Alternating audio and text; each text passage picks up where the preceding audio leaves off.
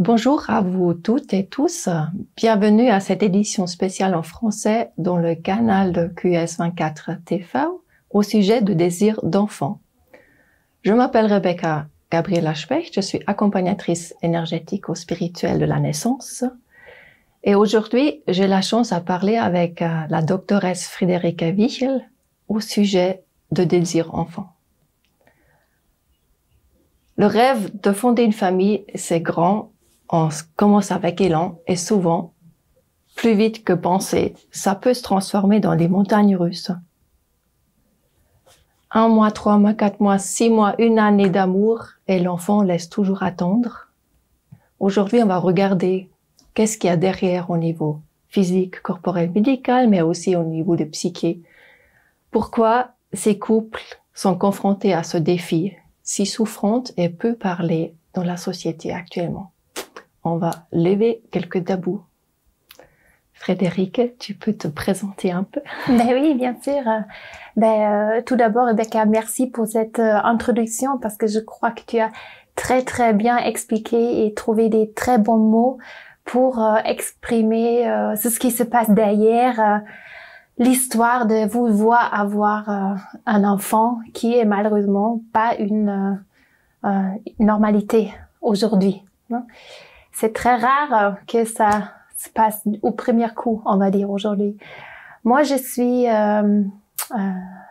doctoresse, je sais pas comment dire en français, et je travaille avec ma mère dans la Swiss Mountain Clinic dans le sud de la Suisse. Et nous, on est en centre de la médecine biologie complémentaire. Et chez nous, on a vraiment le monde entier qui vient avec différentes maladies. Ce sont des patients qui souffrent d'un cancer, des enfants avec des allergies, des patients avec des maladies chroniques comme le diabète. Mais ce sont aussi des jeunes couples qui viennent juste parce que ça ne fonctionne pas et le désir est grand. Et moi et ma mère, de plus en plus, on se spécialise et on regarde profondément pourquoi est-ce que ça n'est pas possible. C'est ces jeunes personnes, on va dire. Pardon, le français c'est pas ma langue maternelle. J'ai étudié en France un an, donc c'est pour ça que je sais parler français, mais des fois peut-être j'ai pas des mots corrects, donc je m'excuse en avance. Joliment dit, merci. Alors, quelle sorte de couples viennent chez vous dans la clinique? Quels sont les défis que vous avez vus au premier? Chez nous, il y a des couples qui viennent en général au bout des mois, qu'ils ont essayé et que ça ne fonctionne pas. Et bien sûr aussi le couple au-dessus des 40 ans, qui n'ont pas encore eu des enfants et qui, bien sûr, les ovaires ne sont plus en très bonne forme, on va dire, et qui ont besoin un peu plus d'aide, on va dire. Alors, ces deux façons des couples. En général, c'est surtout la femme qui vient, qui dit, mais je suis tellement triste, ça fonctionne pas. Et souvent aussi les maris, les hommes, ne sont pas très ouverts, mais qui sont aussi très fatigués au bout de essayer tous les mois, alors et qui commencent aussi à réfléchir et changer des idées. J'entends que c'est aussi important les femmes que les hommes, donc c'est pas que la faute d'une ou l'autre. Qu'est-ce qu'il y a chez les hommes le plus important? J'ai lu juste dans le Tagesanzeiger de la semaine passée, 2 de 3 jeunes hommes de Suisse, ils ont les quantités et qualités de sperme diminuées. Voilà. Qu'est-ce qu'il y a là derrière? En fait, c'est pas seulement la femme exactement. Et les hommes pensent souvent ce sont les femmes, mais c'est pas vrai. Comme tu as dit, il y a aussi eu une grande étude en 2019, je crois, chez les Suisses hommes qui sont au militaire, tu sais, où ils ont regardé la qualité des spermes. Et comme tu dis, ils étaient vraiment très diminués, réduites la qualité. Et pourquoi? Il y a plusieurs raisons. Déjà, les jeunes hommes d'aujourd'hui, alors qui sont nés dans les 99, plus ou moins, années. Ils sont nés dans, dans une nouvelle monde avec des ondes, ok, avec les téléphones. Et les ondes détruisent les cellules et ça fait un stress oxydatif qui est réduit et qui a une grande influence sur la production du sperme. Et les hommes, souvent, ils ont le téléphone dans la poche. Donc déjà, ça un grand problème. Après, on a bien sûr l'alimentation. L'alimentation aujourd'hui, malheureusement, et les substances vitales, les minéraux, les vitamines, tout cela, surtout le zinc, qui est super important pour les spermes, mais aussi le séléne, par exemple, le vitamine B1 est aussi très important. Et avec le fast-food aujourd'hui qui mange cette génération, malheureusement, la production, bien sûr, est réduite, on va dire. Et aussi, vous savez, tu sais, les spermes, ils ont la tête et après, tu as la queue. Et dans la queue, pour qu'il soit très vite, il y a des mitochondries dedans. Donc, les mitochondries, ce sont les organes des cellules qui produisent l'énergie. Alors, et le sperme, il en atteint. Et le problème, c'est que, comme j'ai dit, les ondes détruisent les mitochondries. Si nous prenons pas les substances que les mitochondries ont besoin pour produire l'énergie aussi, la qualité est très mauvaise. Après, on a tout le problème des hormones, non?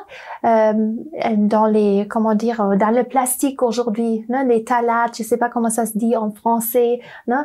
Qu'ils ont une réaction hormonale dans le corps qui joue un rôle important dans une disbalance hormonale et aussi, l'eau qu'on boit aujourd'hui, surtout dans les villes. On a souvent des hormones dedans et c'est juste les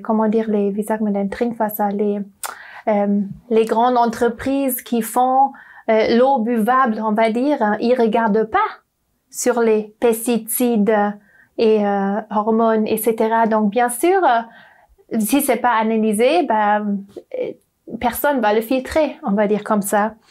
Et pour la mobilité des spermes, le progestérone, par exemple, c'est aussi l'hormone qui est responsable pour tenir une grossesse et réduite chez les hommes. Alors, il y a vraiment plusieurs choses qu'on doit aussi regarder chez les hommes pour une très bonne qualité de sperme. Et pour retourner à ce sujet aussi, alimentation, je peux parler d'un couple d'amis. Et pendant 1 an, ils ont essayé, et ça n'a pas fonctionné. Et elle est venue chez moi et j'ai dit, écoute, maintenant, les 3 prochains mois, tu vas vraiment être strict avec la diète, tu vas suivre cet programme. Et ils ont tous les deux changé la diète, mangé vegan, et sa quantité de sperme était toujours à 3000, 6000 pendant toute l'année. Et en décembre, début décembre, il a changé la diète. Et mi-décembre, les spermes étaient à 60 000. Alors, une explosion. Seulement pour vous dire qu'est-ce que ça peut faire, l'influence de l'alimentation. Magnifique. Donc, si je résume, pour être concret et pratique, pour les hommes, c'est enlever le natel de la poche. Oui, bien sûr. C'est ailleurs. Pas de Wi-Fi, pas de natel sur la table de nuit non plus, probablement, je suppose. Oui, absolument. Trouver les solutions pour l'eau buvable, chercher les filtres pour avoir un eau plus propre. Et par rapport aux sulfates, donc dans le plastique, qu'est-ce qu'il y a à éviter? Les emballages de nourriture ou bien sûr, non. Enlever toutes les toxines de mon environnement, je sais pas comment dire, non? Le plus naturel possible. Et aussi les suppléments, zinc, séléne, vitamine D, super important. Alors, 5e, ça sera changer la nourriture pour avoir plus encore assez acide, mais plus basique, moins de protéines, probablement, plus vegan, plus de légumes, plus de fruits. Est-ce que ça suffit? Tu as déjà dit, on a besoin des suppléments. Est-ce qu'il y a les suppléments de base à ajouter, quelqu'un peut directement prendre, ou est-ce qu'il faut passer chez un médecin pour faire vérifier? Non, ils peuvent directement prendre, mais aussi pour être sûr, le médecin pourrait regarder dans le sang. C'est facilement, c'est une prise de sang et on peut très bien analyser les vitamines, les minéraux. Non? Mais ça compte aussi pour la femme, non? Et c'est pas forcément prenant les suppléments que ça va changer, non? Il y a beaucoup de choses qui jouent un rôle important pour vraiment, comme on a dit déjà, augmenter la qualité les spermes ou des ovules. D'accord. Alors, tu as dit changer la nourriture, les suppléments. Tu as aussi mentionné les toxines. Est-ce qu'il y a un programme ou quelque chose pour détoxiquer le corps? Parce que j'imagine juste par manger sain, de mon propre expérience, je mange bio, peu de protéines depuis 15 ans, mais mon corps était quand même toujours chargé des toxines qui venaient de l'air, de l'eau et la production de légumes et de fruits. Quelle sorte de détoxication est-ce que les gens peuvent faire? Ben, la détoxification joue un rôle très, très important parce que la charge avec des toxines, ça se peut se dire comme ça, nous, aujourd'hui, l'homme a plein de toxines, non? Ce sont des métaux lourds, ce sont des pesticides, non? Ça vient de partout aussi. C'est même l'air qu'on respire qui est plein d'aluminium, plomb, etc., etc. Donc, si on ne peut pas tomber enceinte, si on ne peut pas avoir un bébé, c'est aussi parce que le corps n'est pas capable. C'est une protection naturelle parce que il y a tout d'abord d'autres choses à faire, non? Et le foie joue un rôle très important pour une très bonne grossesse et pour devenir enceinte, on va dire. Alors, la détoxification d'abord, parce que avec la grossesse, on donne tout à notre enfant. Avec allaitement, on donne tout à notre enfant. Le fait de allaiter est une grande méthode de détoxification pour la femme. Et le lait aujourd'hui, qui produit la femme, est malheureusement plus dans cette très très bonne qualité qu'un autre jour. Ok? Donc, pour détoxifier, les couples femmes et hommes devraient tout d'abord regarder où est-ce que qu'est-ce qui sont mes toxines, non? Alors là aussi on peut regarder dans le sang, on peut regarder dans l'urine, aussi des analyses avec la spectrométrie des couleurs. Il y a beaucoup de possibilités pour regarder et après on peut prendre bien sûr comme des poudre pour absorber, pour mobiliser, non? Chlorella, spirulina, on a le zeolite qui est très très bon, on a des substances comme l'ail, non? Par exemple, coriandre qui est très important aussi pour détoxifier le cerveau. Après, on a les substances chimiques, les chélations, ça s'appelle DMPS, DMSA, pour retirer, pour éliminer.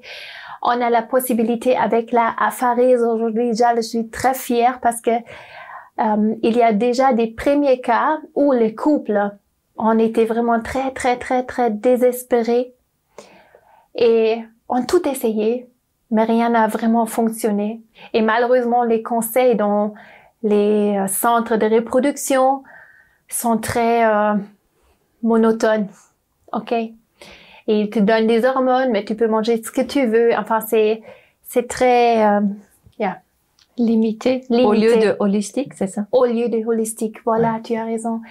Et avec la inosphéraise, en fait, ça c'est une méthode pour laver le sang, on va dire, ok? Un lavage de sang, le sang sort d'un côté et retourne de l'autre côté et il passe par 2 filtres. Le premier filtre sépare les globules rouges du plasma et les globules rouges retournent tout de suite dans le corps et après le plasma passe dans un filtre et tout ce qui est toxine, poubelle, on va dire, sort et tout de suite en dehors du corps, filtré et le bon plasma retourne. Alors il y a pas on ne doit pas remplacer avec quelque chose. Et seulement le fait d'avoir fait cette détoxification intense, et c'est la méthode plus intense, the fastest way to detox, on va dire. OK, donc la méthode plus rapide pour détoxifier. 1 fois, 2 fois et 9 mois après, 2-3 couples ont eu un enfant. Parce que après, la situation de microcirculation s'est améliorée, OK? Et aussi le foie, les reins, non? Les toxines, tout peut jouer mieux ensemble, on va dire. Et à la fin, c'est un jeu d'ensemble, comme dans un orchestre. C'est comme une sorte de cure de rajeunissement. Voilà, exactement. Il faut pas oublier aussi, c'est ce que pour moi, ce qui est très très important aussi, surtout chez ma copine qui est venue, de aussi dire et rappeler à ces jeunes couples que la chose plus importante est aussi comme tu disais au début, la psyché, non? C'était parce que essayez tout le mois et encore, et l'homme, il est déjà fatigué, il ne veut pas. Et par contre, c'est l'heure. Qu'est-ce que ça fait avec la femme? Il y a stress. Il y a stress. Il y a une grande tristesse si au bout de 2 semaines, le test est de nouveau négatif. Alors, une grande déception aussi. Et ça fait quelque chose avec nous. Et l'important, c'est aussi que les 2 personnes qui décident d'avoir un enfant, ils doivent pas être sous pression, ils doivent pas être sous stress, ils doivent être dans leur milieu. Centre, dans leur centre. Voilà, et ça, c'est ton travail aussi. Non? Oui. Et c'est pour ça que je suis très, très content aussi de cette collaboration, parce que nous, c'est ce qu'on fait, c'est détoxifier, améliorer, regarder, non? Et ensemble avec toi, peut-être tu peux parler un peu de ton travail, parce que ça, c'est pour moi aussi l'essentiel de stabiliser et de regarder aussi pourquoi peut-être ce n'est pas possible, non? Alors en fait, ça se complétise. Moi, j'ai découvert, on a besoin la médecine, comme on a besoin l'énergétique, pour vraiment avoir la globalité, l'unité, pour avancer plus dans la douceur. Chez moi aussi, l'homme et femme est aussi important. Souvent, c'est que les femmes qui viennent au premier, mais aussi après, les hommes arrivent. C'est d'abord stabiliser le couple. Qu'est-ce qui est dans le couple et qu'est-ce qui fait le stress supplémentaire de devenir parent. On se rend pas compte souvent que on porte encore les croyances de nos ancêtres. On a copié les comportements de nos parents qui influence notre façon de vivre avec notre partenaire.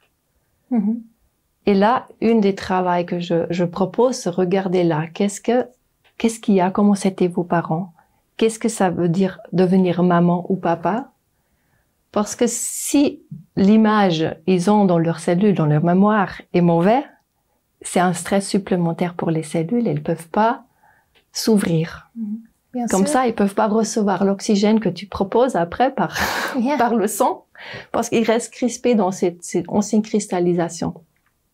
S'il y a par exemple les problématiques en étant enfant avec maman, c'est difficile pour la femme de devenir maman, se projeter dedans, en tant que les blessures d'enfance sont encore là. Et pour l'homme, c'est la même histoire avec son père. Est-ce qu'il y a encore les sujets à régler avec papa? Pour qu'on puisse dire, alors ça c'était le passé, j'écoute mon enfant intérieur, je le guéris. Et ensuite, je peux devenir le père que je souhaite être. Au-delà, c'est ce qu'on a appris ou vécu avec ses propres parents.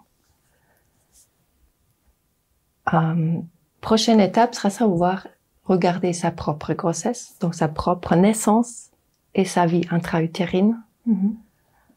Ça va influencer plus tard aussi l'accouchement, comment on va vivre l'accouchement elle-même. Mais aussi, la façon quand on est conçu peut avoir une influence sur la façon est-ce que j'arrive facilement à concevoir un enfant ou pas. S'il y avait du stress entre les parents, ou par exemple juste un moment, la maman pensait, oh ouais, j'aime pas le corps de mon partenaire, ou il est trop violent, ou il est trop agressif, ou j'avais pas envie de faire l'amour. Et on était un peu imposés, on n'a pas suivi ses propres besoins et dire non, aujourd'hui je veux pas.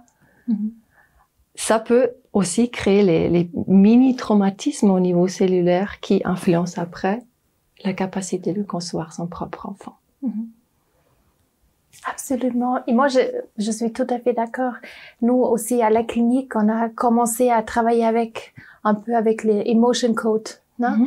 Et ça, c'est très intéressant aussi parce qu'on voit que, comme tu dis, ces traumas, ils se stockent ou ils s'incrustent dans quelques organes aussi. Et souvent, ce sont les glands, des ovaires, non? Et avant qu'on fait un autre travail, on doit se libérer de tout cela. Oui, c'est juste. C'est génial ton travail que tu fais et je suppose que tu as déjà aidé beaucoup de couples seulement en leur remettre le recentrer, on va dire. Oui. Le sujet aussi, c'est dans notre matrice. On porte en fait aussi les mémoires de nos AEI, donc de la lignée matrilinéaire. Voilà, c'est la lignée 200, qui est encore plus fort pour les mémoires. Donc s'il y avait les abus, s'il y avait les pertes d'enfants non guéries, parce qu'à l'époque c'était encore plus tabou qu'aujourd'hui. On a dit ouais, on a fait une fausse couche, on oublie. Le bébé n'était même pas nommé. On a perdu les bébés plus tard ou après l'accouchement et on n'a pas parlé de ça. Donc, l'ancienne tristesse et chagrin est toujours existant et qui vibre dans la matrice. Et si c'est trop tendu, coincé, donc elle veut pas devenir enceinte. Elle refuse d'être un nouveau-né. J'imagine. Nous, à la clinique, on est très ouverts pour tout ce monde, non? Et je suis convaincue que avant qu'on fait autre chose, on n'a pas parlé des parasites encore, hein? Ça, c'est le travail que tu fais qu'on doit faire d'abord, avant le reste. Ou, en même temps, si c'est un travail longtemps, j'imagine que c'est aussi très individuel, non? C'est individuel. Il y a certaines qui viennent déjà 2 ans avant vouloir un enfant. Elles disent, ah oui, je me prépare déjà en cas où. Je trouve super. Il y a les jeunes qui sont vraiment ouverts à ça. Et d'autres qui viennent simplement quand ils sont enceintes ou quand ça va pas du tout. Quand ils ont fait toute cette montagne russe avec les injections hormonales, avec la procréation médicalement assistée. Et les femmes sont à bout de rouleau. Bien sûr. Et là, on a besoin vraiment de travailler les deux en même moment. On était dans la matrice déjà, on parlait les ovaires.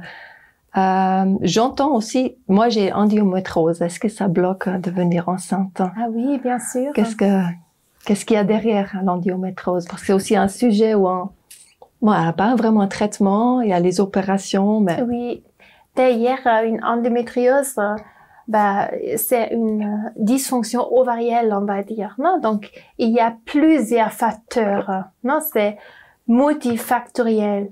Tout d'abord, on doit se dire, est-ce qu'il y a un problème, une disbalance hormonale, non? Avec une dominance estrogène, etc. Après, on a le problème des parasites, non? Très souvent, ce sont les parasites et dans nos mondes, malheureusement, dans notre civilisation, personne n'y pense, personne n'y croit. Et c'est pas pour cela qu'ils ne sont pas là. Ils y sont. Et ils se trouvent très bien dans notre corps parce qu'on leur crée un très bon terrain, on va dire. Et ce qu'on mange les nourrissent. Et d'une manière très, très bonne, on va dire. Et donc voilà, c'est deux côtés. Et après, il y a aussi, on discute l'alimentation, non? Résistance à l'insuline. Donc, il y a beaucoup de choses qu'on devrait regarder, non? Et ça vaut le coup aussi, bien sûr, au niveau de l'anatomie. Si je peux pas devenir enceinte, pas tomber enceinte, de regarder là. Aussi, si déjà la conception ne fonctionne pas, je dois aussi penser à la thyroïde. Un problème de la thyroïde, peut-être les valeurs dans le laboratoire sont bonnes, mais la thyroïde, pourtant, ne fonctionne pas bonne. Il y a une dysfonction. Il n'y a pas une hyperfonction ou hypofonction. Non, et c'est une dysfonction, c'est-à-dire la régulation. Il y a quelque chose qui va pas. Et la thyroïde a besoin du sélénium. La thyroïde a besoin du iode. Non? Et c'est un problème de nos jours. Il y a, par exemple, le virus Epstein-Barr qui aime bien être dans la thyroïde. Il y a le herbicide glyphosate qui adore la thyroïde. Non? On doit aussi penser à les dirigeants, les dirigeants des orchestres qui se trouvent dans la hypophyse, hypothalamus, qui après décident ou regardent comment il est le niveau des hormones à la thyroïde et dans les organes sexuels et qui régulent, on va dire. Alors aussi des problèmes dans le cerveau, des bactéries, des virus, des toxines, etc. Des ondes jouent un rôle important pour une très bonne qualité des ovaires ou aussi des spermes.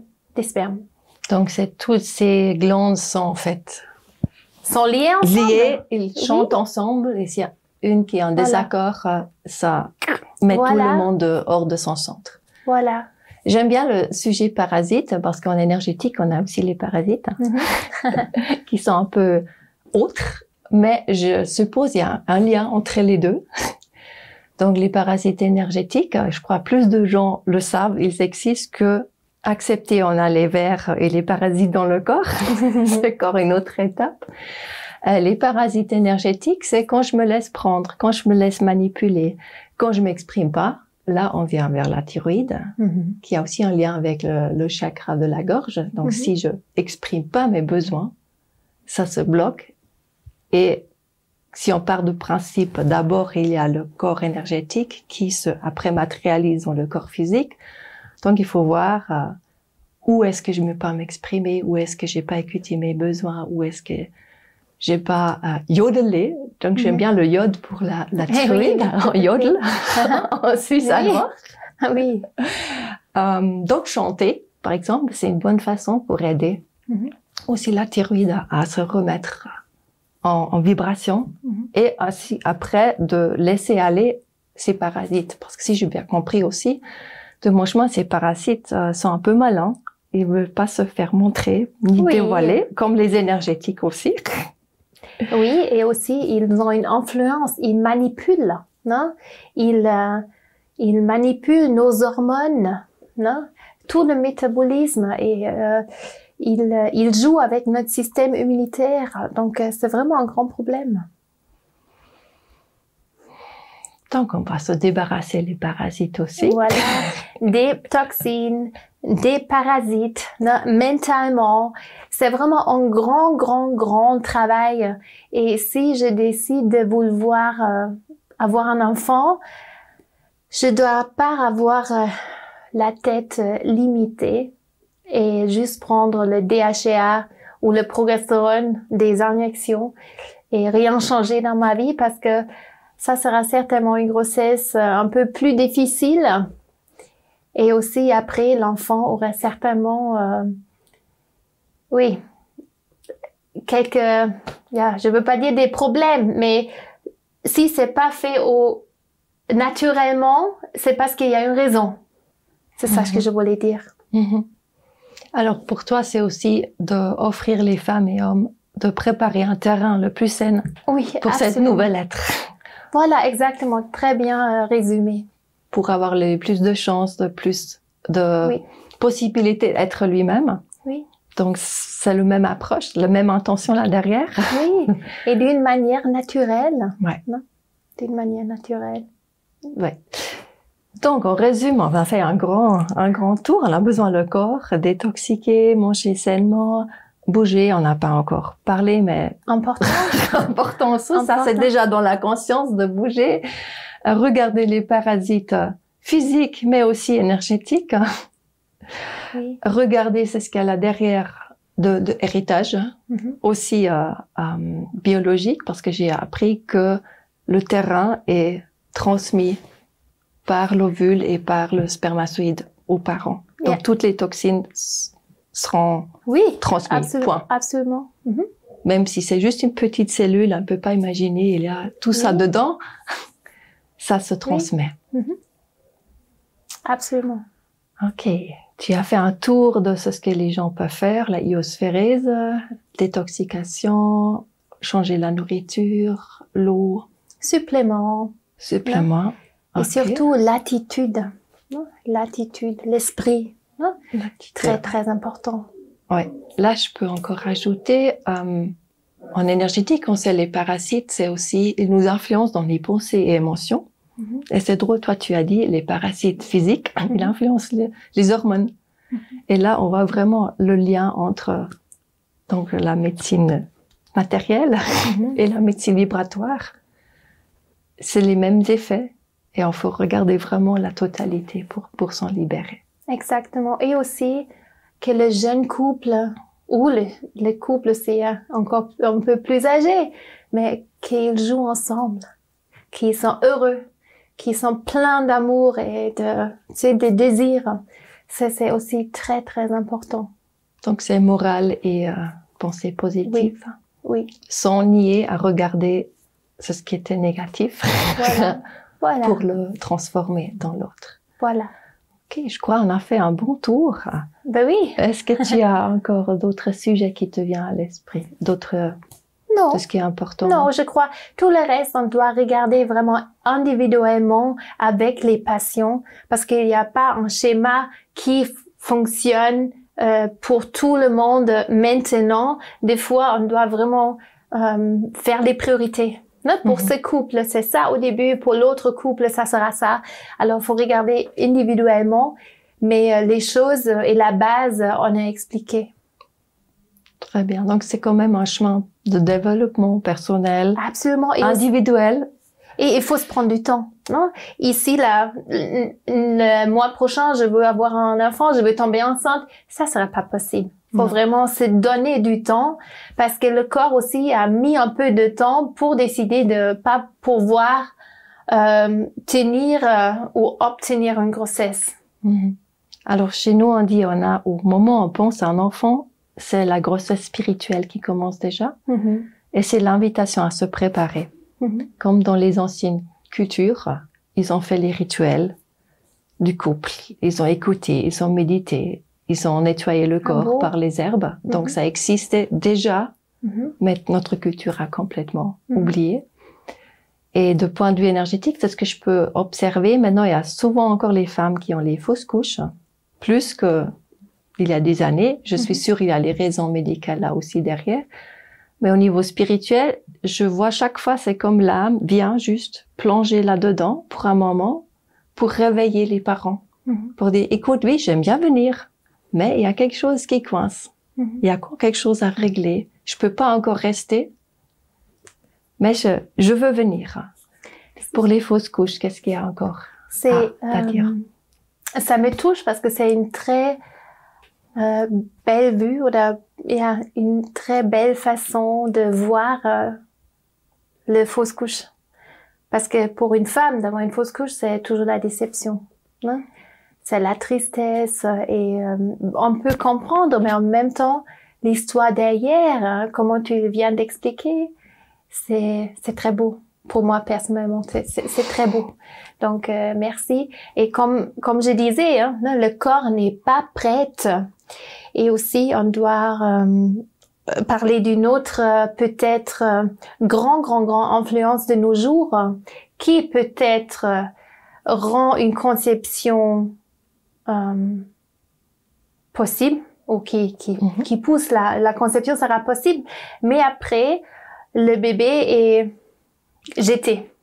Et là, il y a des vaccins qui jouent un rôle très très important, non? Surtout le vaccin maintenant qui est dans la bouche de tout le monde, non? Contre le virus, les protéines qui sont produites attaquent aussi la placenta.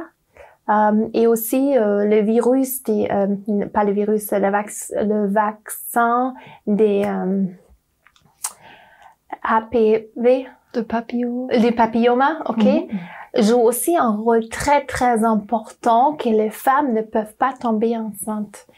Et donc, là, il y a vraiment beaucoup de choses qu'on doit regarder. Et aussi, bien sûr, des fausses couches, le progestérone, non? L'hormone qui est important pour tenir la grossesse. Alors, oui. Et des parasites, bien sûr, aussi, encore là. Si on a reçu cet vaccin de papillomavirus, est-ce qu'il y a quelque chose, on peut revenir vers une fertilité? Bah, ça touchait beaucoup de femmes et pas tout le monde n'est pas infertile, on va dire, non? Donc, il y a aussi une femme à la réaction comme ça, une autre réagit totalement différent. Si on l'a reçu et on a un tel problème, il y a bien sûr la détoxification qui joue un rôle très, très important avec les méthodes qu'on a dit, surtout la apharèse, inosphrèse. Et aussi, on peut le faire avec la homéopathie, non? Qui sera possible. Mais ça, on devrait aussi regarder individuellement. Ouais. Mais pour tous les femmes, et ça je dis parce que c'est très actuel, qui veulent tomber enceinte et ont le désir d'avoir un enfant demain, s'il vous plaît, dites non à ce vaccin. C'est idem pour l'homme? C'est idem pour tout le monde, mais surtout pour les jeunes couples, on va dire. Oui. Abstenir de cette proposition. Voilà. Et écoutez le corps. Qu'est-ce qu'il vous dit? Écoutez le cœur. Oui, parce qu'on ne sait pas aujourd'hui. On n'a peut-être pas les effets négatifs aujourd'hui, mais demain, on les aura. Et le corps, vous devrez comprendre, a toujours la possibilité de compenser, non? Jusqu'à un certain point où il dit non, basta, stop. Et ça, c'est surtout le cas quand nous voulons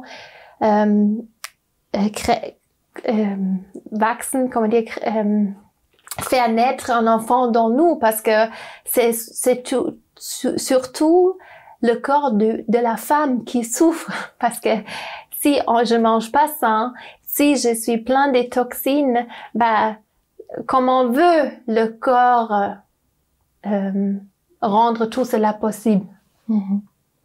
Donc, on n'est pas juste une usine de production. Voilà, c'est pas... ça remet vraiment la femme de nouveau la femme enceinte est sacrée, il faut la protéger encore plus. Voilà. Et préparer cette passage magique de la vie. Magnifique, je te remercie pour cet échange. Oui, c'était un plaisir pour nous aussi, parce que surtout pour moi, j'ai 35 ans, je suis une mère de deux petits-fils, et malheureusement, je vois très souvent dans nos consultations des jeunes femmes où ça ne fonctionne pas. Donc, c'est aussi mon désir de réveiller ces jeunes couples. Voilà. Ding dong, vous avez entendu? La sagesse des femmes plus âgées se fait entendre. Voilà. Ok. Comment est-ce qu'on peut te contacter? Nous, on a un site internet, non? www.swissmountainclinic.com, ou alors sur Instagram, et vous pourrez toujours nous en contacter pour les patients qui ont ce problème. On n'a pas des semaines spécifiques, on regarde vraiment individuel, non? Et on est aussi en collaboration avec toi, donc et avec d'autres personnes qui travaillent énergétiquement, parce que c'est un rôle super important, et pour nous c'est individuel qu'on regarde. Moi, je suis tout à fait heureuse de t'avoir rencontré, parce que pour moi, c'est les premiers médecins qui regardent holistiquement, qui prennent en compte l'énergétique, les vibrations et le physique. Et c'est ce qui est rare. Donc, je suppose c'est un bon chemin, y aller. Et au moins, nettoyer son corps pour soi et pour son enfant après. Exactement. Et pas suivre cette, je veux même dire, une torture de procréation médicale avec tout le stress. Donc, il y a les moyens d'autres avant à élaborer pour préparer consciemment vraiment sa propre grossesse. Exactement. Ouais. Ok, je crois, maintenant c'est bon. Chez moi, je n'ai plus rien. Je sors. Alors, oui, au revoir. Tu fais au revoir vite. Alors, à ceux qui ont entendu, vu maintenant, j'espère que vous avez pu retirer les informations intéressantes, les inspirations, les pistes à suivre. Et nous vous souhaitons tout bien pour votre projet de bébé. Et au revoir et à la prochaine.